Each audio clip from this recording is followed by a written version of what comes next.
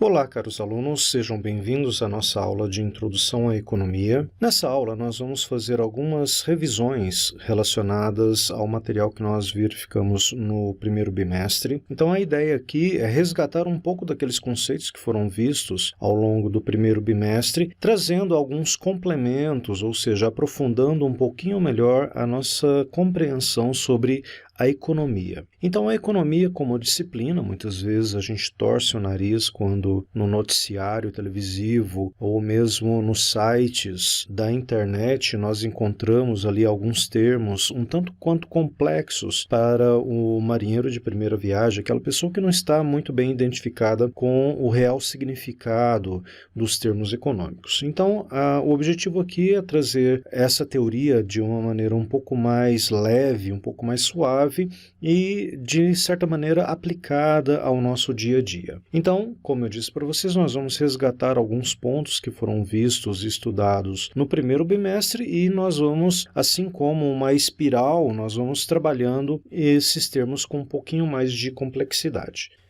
Então, nós podemos entender a economia como uma ciência que vai, basicamente, estudar as nossas escolhas e, diante dessas escolhas, nós vamos ter uma definição de como que os recursos que estão disponíveis na sociedade, eles serão distribuídos. Aqui existem dois pontos importantes para a gente discutir. Primeiro, é uma ciência que vai estudar as escolhas. Então, nós como seres humanos, nós como pessoas e também nós como governos, seja na esfera municipal, estadual ou federal, nós temos que fazer escolhas de como nós vamos usar, como nós vamos aplicar os nossos recursos. Visto que essa decisão ela é muito importante porque os recursos eles são escassos.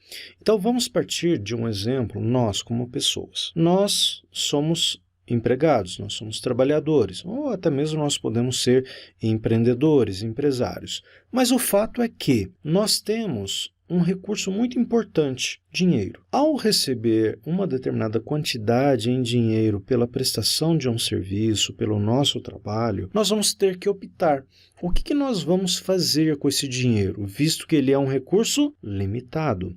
Como é que nós vamos distribuir esse recurso? Bom, nós temos algumas opções. Nós podemos gastar esse dinheiro ou nós podemos poupar esse dinheiro. Se nós vamos gastar esse dinheiro, com o que nós vamos gastar? Bom, se nós formos pessoas conscientes, nós vamos primeiro estabelecer aquelas nossas necessidades mais básicas, aquelas que são extremamente importantes, que não podem faltar, como, por exemplo, pagar a água, pagar a energia, pagar a escola, seja dos nossos filhos, ou mesmo a nossa instrução. E depois nós poderíamos partir para aquilo que é supérfluo, ou seja, aquilo que não é de necessidade básica. Nós podemos elencar aqui a diversão, nós podemos elencar, de repente, aquela roupa que nós não precisamos para o momento, uma roupa de festa, por exemplo. Nós podemos, de repente, comprar aquele acessório para o nosso carro, ou seja, tudo aquilo que se encaixa dentro da categoria de uma necessidade, que daqui a pouquinho nós vamos ver muito mais também o termo desejo.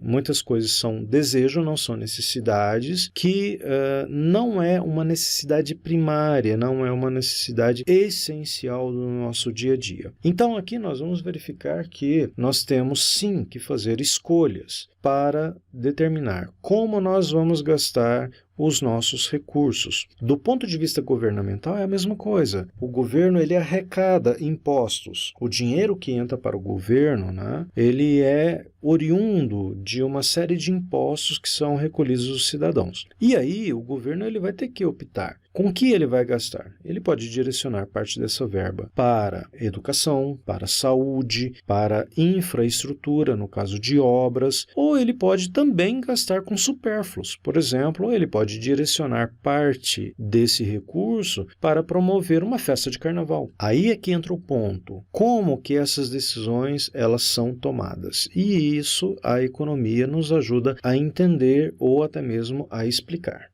Então, quando nós estamos falando de recursos, basicamente nós estamos falando não apenas sobre dinheiro. Dinheiro é importante, sim, ele é uma visão dentro da economia do elemento que vai te proporcionar adquirir novos recursos. Ele é o instrumento materializador. É através dele que você vai comprar produtos ou serviços. Mas quando a gente analisa essa tomada de decisão sobre como utilizar recursos, nós vamos além do dinheiro. Toda e qualquer escolha que tem que ser feita, nós enquadramos dentro desses conceitos econômicos, porque se tratam de escolhas onde há um conflito. Então eu tenho, por exemplo, o dinheiro. O que eu vou fazer com o dinheiro? Eu vou gastá-lo ou eu vou economizá-lo? Se eu vou gastá-lo, eu vou ter um custo, visto que eu vou ter um dispêndio desse dinheiro, vou ter um gasto. Dentro de uma análise mais criteriosa, que depois a gente vai usar o termo uma análise mais racional, eu, como ser humano, eu como pessoa, sempre vou buscar o quê? O melhor benefício para esse gasto. Então, por exemplo, se eu vou comprar uma casa, claro que eu vou querer ter o melhor benefício possível, a melhor casa, com a melhor estrutura, de repente com a melhor localização, porém ao menor custo possível. Quanto mais eu adquirir a melhor casa, gastando menos, eu vou ter uma solução melhor para esse meu conflito. Se eu vou a um supermercado e eu vou fazer compra, então eu quero ter o quê? O maior benefício possível, ou seja, comprar uma maior quantidade de mercadorias, ou eu vou tentar comprar as melhores marcas, porém ao menor custo possível. Por isso que a gente gosta muito de uma promoção. A promoção dentro de um supermercado, né, dentro dessa ótica da compra, é uma tentativa de se obter o melhor benefício, comprar aquele item que nós gostamos pelo menor preço. Então, reparem que eu estou fazendo uma escolha entre comprar o item A e não o item B, porque o item A vai me trazer o melhor benefício baseado no menor custo possível. E basicamente é disso que se trata a economia. Então, a economia ela vai tentar nos trazer algumas respostas que geralmente nós não temos. Por exemplo, como é que nós empregamos melhor o nosso tempo? Então, nós empregamos bem o nosso tempo, por exemplo, eu tenho 24 horas. Nessas 24 horas, como é que eu aloco o meu tempo? 8 horas eu passo dormindo? Ok, me restam 16 horas. 8 horas eu passo com a minha família? Ok, me restam 8 horas.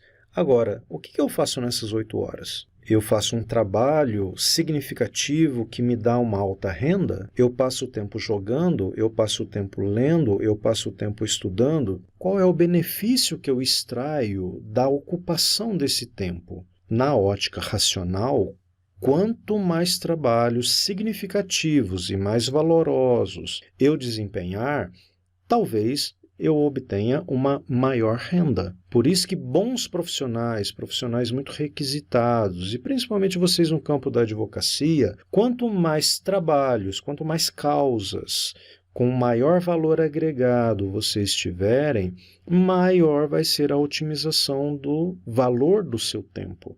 Então, você pode ter, por exemplo, um bom profissional que tem o valor hora de trabalho de R$ 500, como você pode ter profissionais que vão ter um valor hora menor, de R$ 100.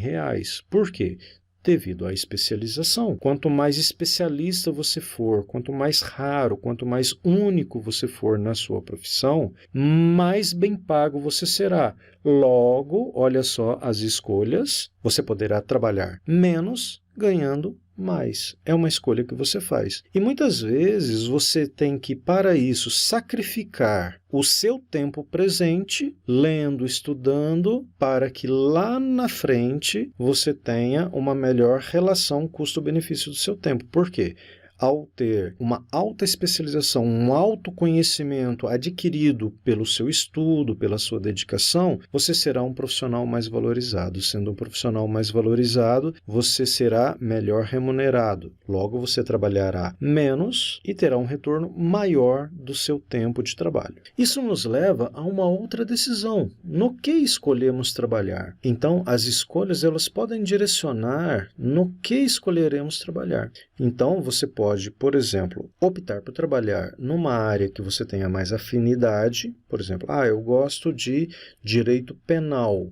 Não, eu gosto de direito trabalhista. Agora, a sua escolha ela vai ser determinante no seu nível de renda. Por exemplo, se você escolhe trabalhar numa área onde existem muitos profissionais, qual seria a tendência natural? Partindo do princípio claro de que todos esses profissionais eles têm o mesmo nível de qualidade que você. Você vai ter o quê? Um mercado saturado. Esse mercado saturado significa que você tem muitos profissionais oferecendo a sua força de trabalho. Logo, dependendo do nível de demanda por esses profissionais, você vai ter o quê? Uma concorrência muito alta. Tendo uma concorrência muito alta, você vai ter o quê? Um preço praticado muito baixo. Agora, se por outro lado você resolve atuar numa área em que você tem pouca concorrência, onde você é o grande especialista da área, o que vai acontecer por outro lado? Você vai ter uma concorrência menor, logo você vai ter ali uma procura maior pelo seu trabalho, que vai fazer com que você possa valorizar melhor a sua atividade. Com isso, você pode aumentar o nível do seu rendimento. Isso nos leva a um outro ponto, como usamos as nossas habilidades. Então, isso parte desde um ponto inicial, que seria como é que você está dedicando o seu tempo? Como é que você está usando as suas habilidades do ponto de vista da preparação, para que lá na frente essas habilidades, ao serem trabalhadas, elas vão ser melhoradas e, consequentemente, você pode utilizar esse conhecimento em prol de causas maiores. Isso nos leva também a quantos anos iremos estudar, como é que será a nossa preparação. Vamos fazer uma graduação, vamos fazer uma pós-graduação, vamos fazer um doutorado, partindo do princípio de que quanto maior o nível de estudo, tende a nos levar a um nível melhor de rendimento. Mas isso também passa pela sua escolha, isso também passa por uma escolha que você é o agente determinante. Ninguém pode tomar essas escolhas por você. Você é a pessoa que irá decidir. Decidir vem do radical lá do latim, decidere. Sidere significa cisão. Ao optar por uma alternativa, implica automaticamente que você está abrindo mão de todas as outras ou a maior parte das outras alternativas. Então, a decisão é um processo de cisão, é um processo de escolha, onde você vai romper com algumas alternativas em prol daquela alternativa escolhida. Um outro ponto de decisão do nosso dia a dia, como investimos o nosso dinheiro? Nós vamos gastar sem pensar que existe um amanhã, ou nós vamos poupar como se disso dependesse a nossa velhice? Ou vamos usar um meio termo? Nós vamos relacionar os nossos gastos, nós vamos relacionar as nossas receitas e vamos fazer um balanceamento, que é o que os princípios de uma boa educação financeira nos levam, que é economizar de 20% a 30% pelo menos daquilo que nós ganhamos mensalmente, e o restante nós vamos dividir entre as nossas necessidades básicas e as nossas necessidades supérfluas, sempre tomando cuidado para que as primeiras sejam mais contempladas com nossos recursos do que a segunda. Isso nos leva a outros pontos. Quantos filhos teremos? Hoje nós vemos uma sociedade com um padrão muito diferente do padrão dos anos 60 ou 70. Se nós fizermos uma análise da nossa árvore genealógica, nós vamos observar o quê? Que antigamente nossos avós tinham 5, 6, 10 filhos. Hoje, A média é de 1,5 filho em cada lar. Então, nós temos aí famílias pequenas. Por quê? O padrão de consumo, o padrão de renda vem se modificando ao longo do tempo. Antigamente nós tínhamos muitos filhos, mas o nosso padrão de vida era muito mais baixo. Hoje, as famílias, de repente, elas tomam uma decisão econômica, que é ter menos filhos, porém poder propiciar um pouco mais de conforto, proporcionar um melhor padrão de vida para menos filhos, porém aumentando a sua qualidade de vida. E aí nós temos outros pontos, onde nós vamos decidir o que nós vamos comprar, onde os nossos filhos vão estudar, que tipo de padrão de consumo eles vão ter. Nós vamos também definir como que nós usamos o nosso tempo, se nós vamos estudar, se nós vamos assistir novela, se nós vamos ficar na Netflix. Tudo isso é fator determinante. Sempre lembrando aquela máxima: ações têm consequências.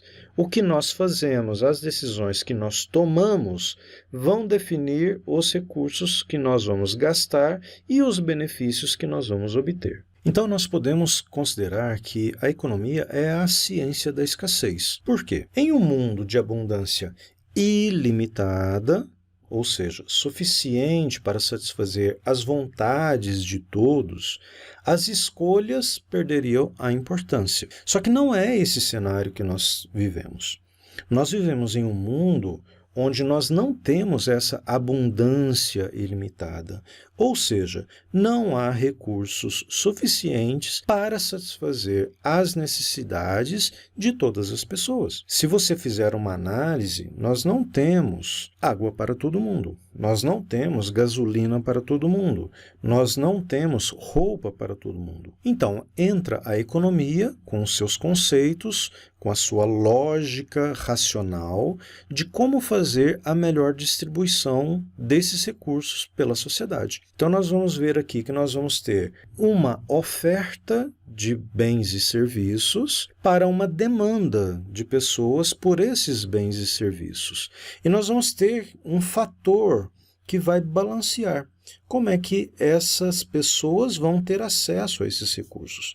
Então, nós vamos ter aqui uma função de valorização desses recursos que vai determinar um preço. Quando você tem uma oferta muito alta por uma procura muito baixa, nós vamos perceber que o preço ele cai. Quando nós temos uma procura muito alta, ou seja, uma demanda muito alta por uma oferta muito baixa, nós vamos ver que esse preço ele se eleva. Então, isso é que vai regular o preço das mercadorias ou dos serviços. Ele vai ser o quê? Um termômetro dessa oferta e dessa procura. Então, isso nós vamos ver um pouquinho mais para frente, quando a gente estiver falando sobre as curvas de oferta e demanda. Então, aqui nós vivemos em um mundo onde nós vamos ter que tomar decisões, nós vamos ter que fazer escolhas diante da escassez dos recursos. Por exemplo, eu posso ter aqui o Guga, que é o meu poodlezinho, e como eu sou um dono muito cuidadoso, eu vou pagar um pet shop, dando a ele todos os cuidados necessários. Então, vamos supor que eu gaste algo em torno de R$200 em termos de banho, tosa, ração, vacinas e assim por diante, dentro de uma média. Ao final de 15 anos, sem contar a correção do valor do dinheiro no tempo, eu tenho aqui um gasto total de R$36 mil. Bom, isso seria o equivalente a eu ter renda suficiente para, de repente, comprar um carro 0 km. Então, nesse caso, eu tenho que optar como eu vou usar um recurso escasso, dinheiro, entre ter um cachorrinho ou entre, ao final desse período, ter um carro. Qual é o certo? Qual é o errado? Não existe. Existe o quê? O fruto da sua escolha. Aquilo que dentro da sua ótica for o melhor para você, sem pré-julgamentos entre o que é ou não uma boa escolha nesse caso.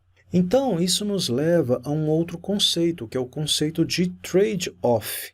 É um termo usado na economia que implica em, ao ter mais de uma coisa, você terá menos de outra. É uma escolha. Se eu opto por me dar ao luxo de ter um cachorro e cuidar bem desse cachorro implica em eu ter menos de uma outra coisa. Eu não vou ter o carro. Se eu opto por ter o carro, de repente, eu vou retirar os recursos daquele investimento que eu faria em ter um pet. Então, nesse caso, como os meus recursos são escassos, eu tenho que balancear. Como eu vou aplicar os meus recursos? Eu posso, como vocês, optar por pegar parte da minha renda e investir na minha formação. Ou eu poderia pegar essa renda e investir em algo que vai me dar prazer no curto prazo. Eu posso ir para a balada, eu posso usar as melhores roupas, eu posso fazer viagens. Qual é a melhor escolha? Do ponto de vista racional, é aquilo que te der o maior prazer, que te der uma maior recompensa, mas muitas vezes nós trocamos benefícios de longo prazo por benefícios de curto prazo. Só que não há uma resposta certa ou errada. Tudo vai o quê? Das necessidades que as pessoas têm em um determinado momento versus aquilo que ela poderia obter em um período futuro. Por isso que é muito importante a gente fazer essa análise do tempo, do ponto de vista de como eu uso melhor o meu tempo hoje e quais os benefícios que ele me traz, tanto no hoje quanto no período futuro. Então, muitas vezes, você poderia optar por usar o seu tempo numa festa. Por outro lado, você poderia usar o seu tempo estudando. Qual o benefício que você obtém hoje? Qual é o benefício que você vai obter com o fruto de ações que muitas vezes são privativas? Ela vai te restringir o seu prazer momentâneo, o seu prazer no momento, em função de um benefício que você pode obter daqui a 5, 10, 15, 20 anos ou mais. Então, a escassez é um problema econômico central de qualquer sociedade, porque ao ter escassez de vários itens, nós vamos ter que achar a melhor maneira de fazer a alocação correta dos recursos. Então, nós temos aqui necessidades humanas que, de certa forma, são ilimitadas, porque nós não temos limite para as nossas necessidades, para os nossos desejos, contra recursos produtivos escassos, porque nós não temos tempo, nós não temos dinheiro, nós não temos muitas vezes recursos materiais para satisfazer todas as nossas necessidades. Isso nos leva à questão da escolha. Então nós vamos ter que, com base nisso, fazer uma escolha de o que e quanto produzir, como produzir e muitas vezes para quem produzir. Do ponto de vista do consumo, nós vamos ter que tomar escolhas sobre com o que gastar, quanto gastar, como gastar e para quem nós vamos direcionar o nosso recurso escasso, dinheiro. Nós vamos gastar com a farmácia, nós vamos gastar com o supermercado, nós vamos gastar com a loja de roupa, nós vamos gastar com a agência de viagens. Para quem nós estaremos direcionando esse recurso escasso chamado dinheiro? Isso nos leva a um ponto de compreensão muito importante. Agora nós vamos lá na psicologia trazer uma teoria chamada de teoria das necessidades humanas, que foi desenvolvido por um psicólogo chamado Abraham Maslow. Por isso que ela também é conhecida como a pirâmide das necessidades de Maslow. Maslow foi um psicólogo que nasceu ali por volta de 1907 e veio a falecer em 1970 e trabalhou esse conceito da pirâmide das necessidades. Para ele, o ser humano ele tem um conjunto de necessidades que vai evoluindo de uma base, ou seja, seriam as necessidades básicas, e vai subindo. À medida que ele vai satisfazendo as necessidades de baixo da pirâmide, ele vai dando vazão a outras necessidades. Então, nós temos aqui, na base da pirâmide, as necessidades fisiológicas,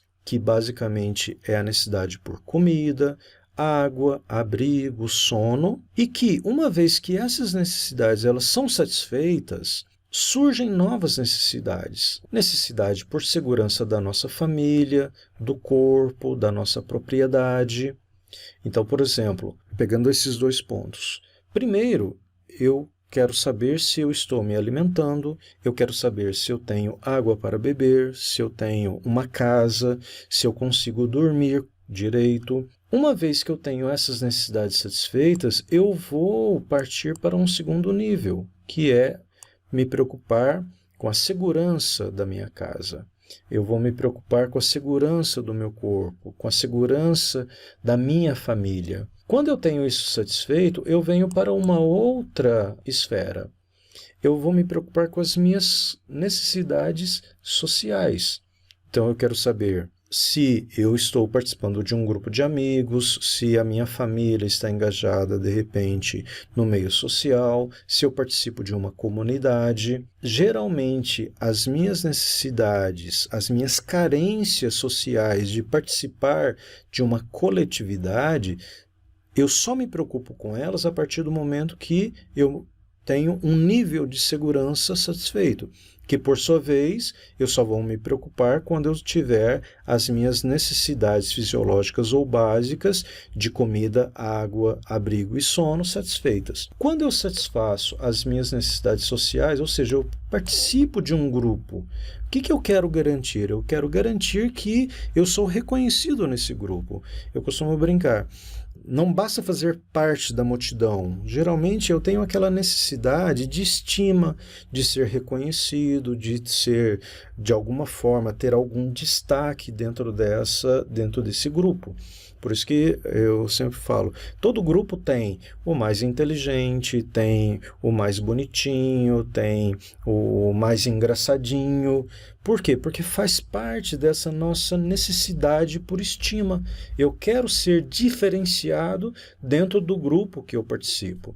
E por último, nós temos aqui as realizações pessoais. Quando eu já faço esse caminho e já tenho ali a minha estima muito bem desenvolvida, muito bem reconhecida, eu parto para o topo das minhas necessidades, que são as necessidades por realizações pessoais. Então ali eu quero utilizar ao máximo a minha criatividade, o meu talento, o meu desenvolvimento pessoal.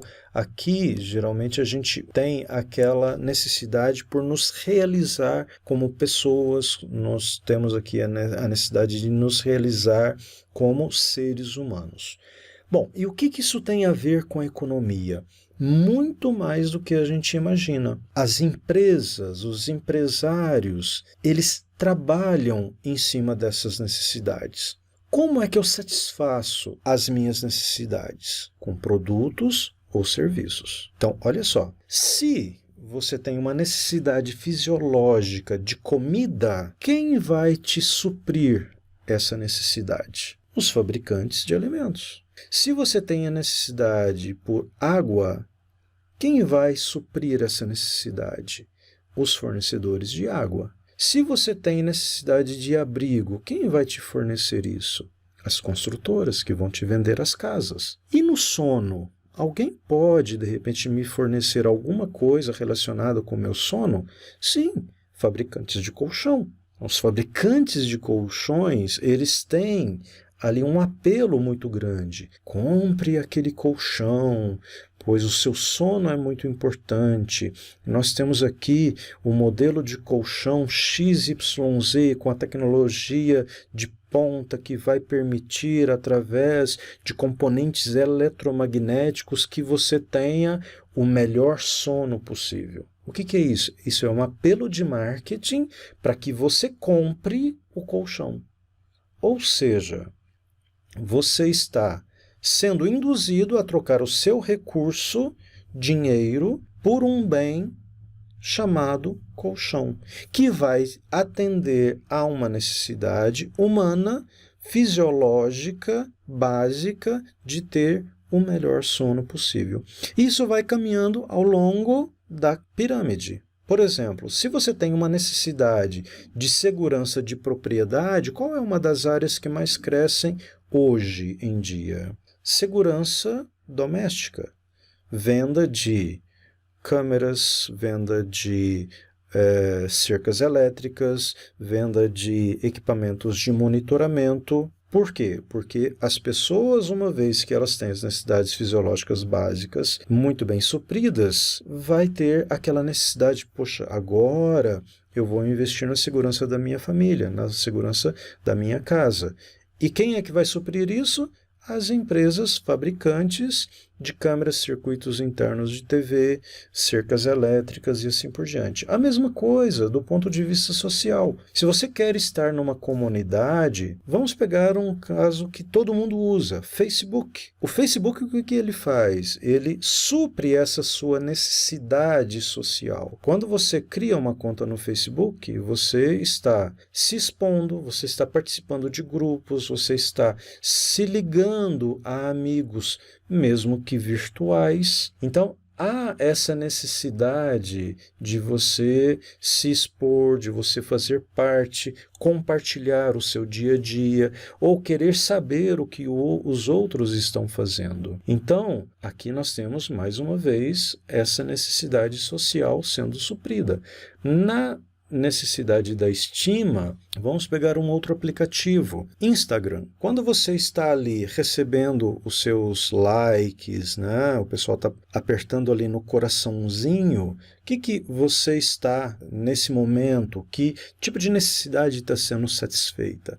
A sua estima. Quanto mais likes você tem naquela foto da sua viagem com a sua família, mais você está sendo reconhecido. Quanto mais seguidores você tiver, maior é o seu reconhecimento, maior é o seu status, maior é a sua autoestima. Quando você tem, por exemplo, a compra de um carro, aquele modelo possante, última geração, com todos os acessórios, você, na verdade, você tem ali uma série de necessidades que são satisfeitas, poderia ser até aqui uma necessidade de segurança, porque você quer viajar, você quer ter um melhor conforto, mas você também, muitas pessoas suprem uma necessidade que é a necessidade de status. Então, quando você pega ali, né, um veículo de luxo, você tem, dentre outras necessidades que são satisfeitas, a necessidade de status, que é a necessidade de ser